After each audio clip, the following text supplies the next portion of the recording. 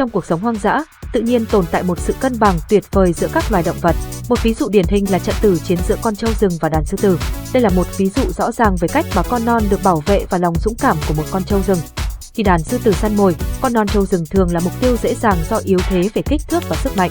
Tuy nhiên, mẹ trâu rừng không bao giờ để con non mình bị tổn thương. Bằng cách đẩy con non vào trong nhóm, nó tạo ra một hàng rào bảo vệ chắc chắn.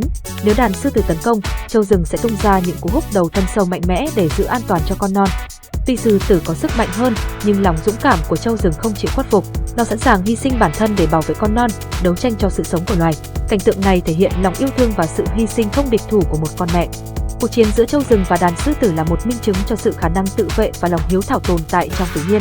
Nó cho chúng ta thấy rằng tình yêu thương và sự bảo vệ giữa các loài không chỉ tồn tại trong con người mà còn hiện diện khắp nơi trên hành tinh này.